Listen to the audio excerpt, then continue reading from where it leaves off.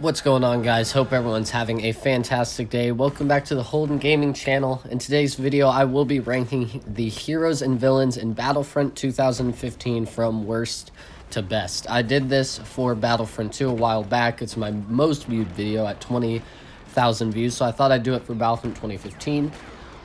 Now, I will be basing this off of purely HVV. Me and my friends do a lot of private matches HVV together, so I'm going to be basing it off of that.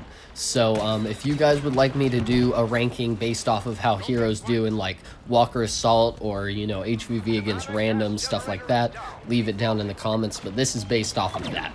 So if I per se say Krennic is better than, you know, Nia Num, that's just because in a private match that Nia Num is definitely better than Krennic against troopers or just in a lobby with randoms. So that's what this is based off of.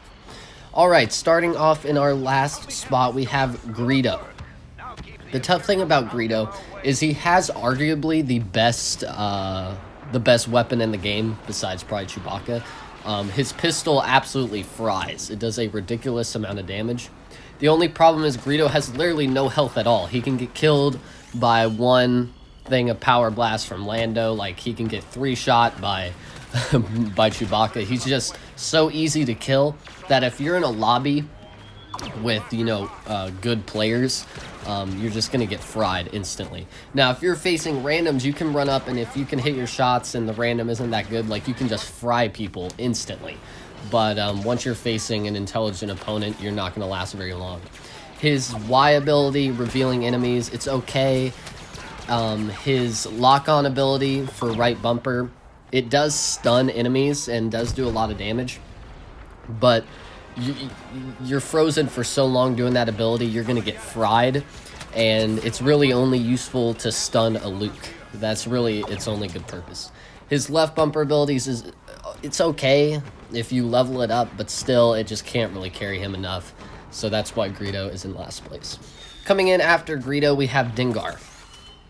Dengar has very good abilities with his Hurricane Strike, his Explosive Rush, and his Frenzied Blast. The only problem is he doesn't have a ton of HP. His blaster is pretty subpar, and if he gets overheated, so without his abilities, he's useless, essentially. Like, once your abilities are gone, it's kind of all over. Your only shot is to run in, do an Explosive Rush, a Hurricane Strike, and Frenzied Blast, and after that, you're kind of done. You either gotta leave or you're dead.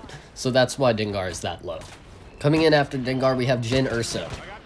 Now, Jyn Erso has the ability with her grenade to take away armor from enemies, which can be good, but it doesn't carry Jyn enough. Her rifle mode is decent, and her Truncheon Surge is decent, but facing a good player, you're probably going to lose a gunfight. If you're in a gunfight with a good Boba, you're going to lose. If you're in a gunfight with a good boss, you're going to lose.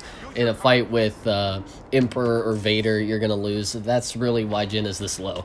Of course, Vader, she has no unblockable abilities besides the grenade, and the grenade does not do much damage. It's mainly just to blind enemies and lower their armor.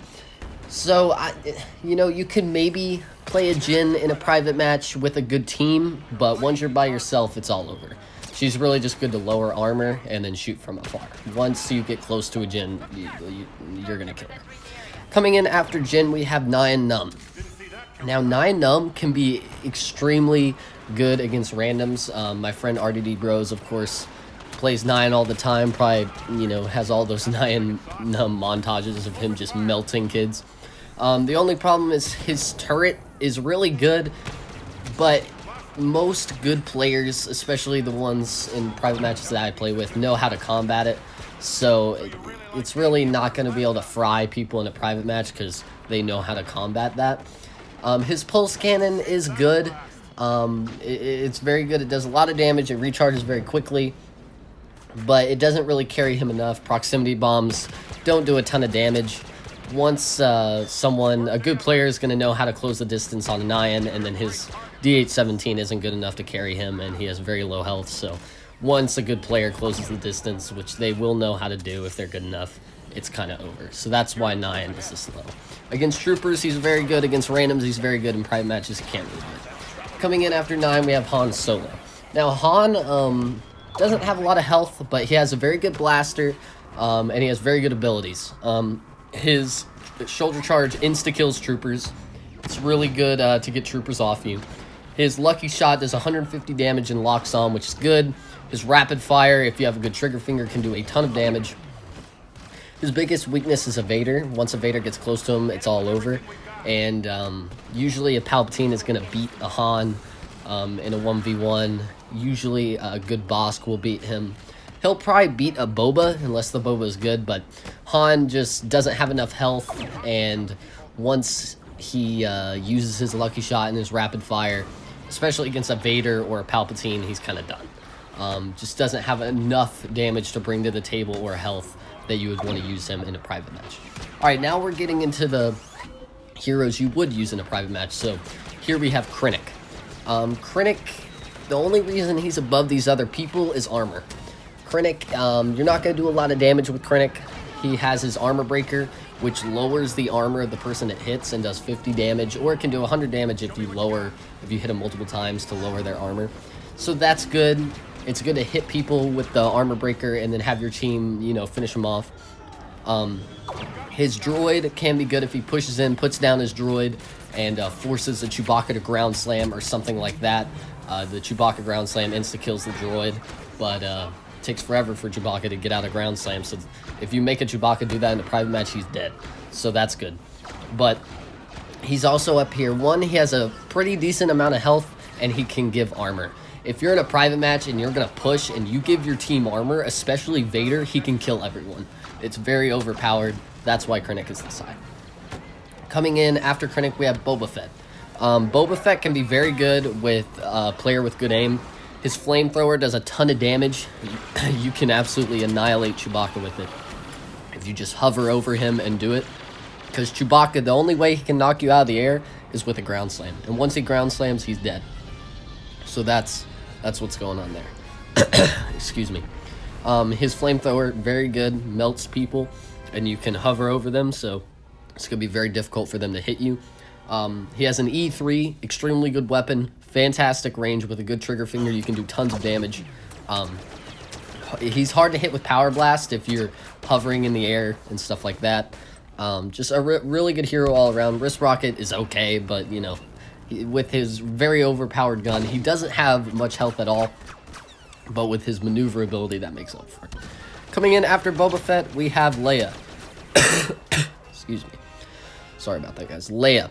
Leia is this high because she can heal. The whole point of the Leia,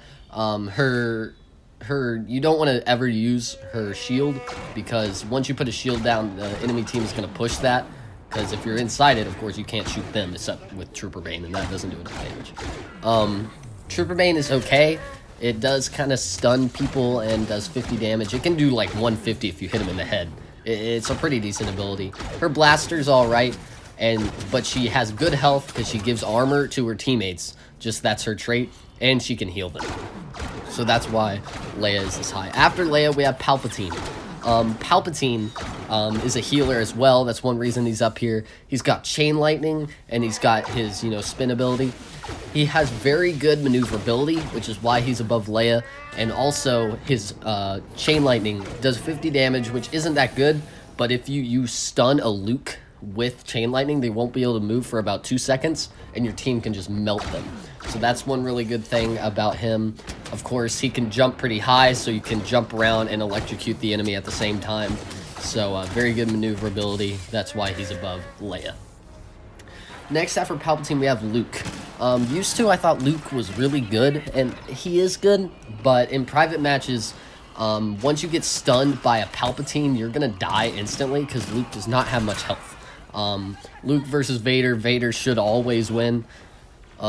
His Force Push can do 150, sometimes 200 damage, so that's really good. He has very good maneuverability, very fast, that's good. His Heavy Strike, of course, can do lots of damage if you hit it correctly. It can be hard to hit people with it, but if you do, it does a lot of damage. His Saber Rush does 50 damage, but it's good to get out of situations or just, do some quick damage and get out. You just have to be very careful with Luke because he does not have much health at all. He's a hit-and-run character for sure. So that's why I put Luke where he is. Next, we have Bosk. Now, Bosk is really good because he has fantastic abilities. He's extremely fast with his Y ability, which is the heat vision, and he runs much faster. His micro grenades are very good, especially if you jump and spam the nades. It's harder to hit you, and you can do damage.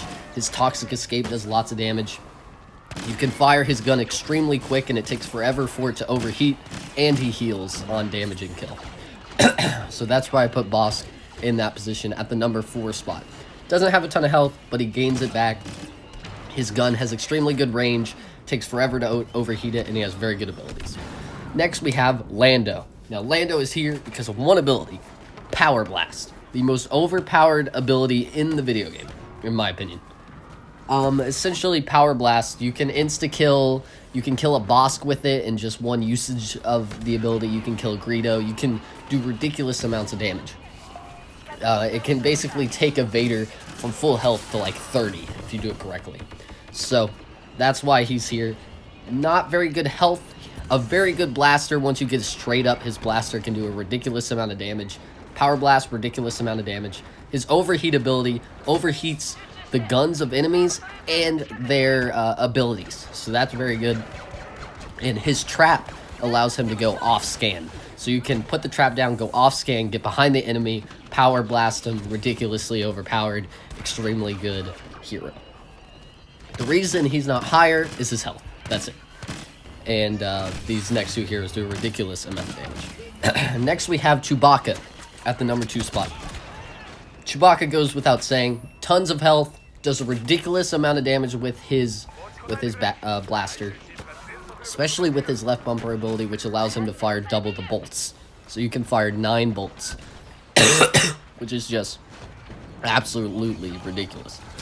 Ridiculous amount of damage. His Y ability gives himself armor and his whole team. If you activate the double bolts and then activate the armor, you can kill anyone. You can literally kill anyone besides a Vader. Besides a Vader, you can kill everyone. His ground slam insta-kills troopers, but it immobilizes him for about 2 seconds, so I would not recommend doing that with enemy heroes. The best usage of that is right before you die. That's it. And then at number 1, Darth Vader. Darth Vader, ridiculous amount of health, fantastic abilities, heavy strike, choke, and saber throw. The choke saber throw combo, extremely overpowered, does 150 damage. Heavy strike, tons of damage.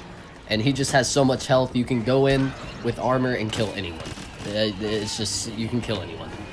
So yeah, guys, that's my, what I call this, tier list of all the heroes in Battlefront 2 based off of Heroes vs. Villain private matches. I hope you guys enjoyed, and I will see you guys in the next one. Peace.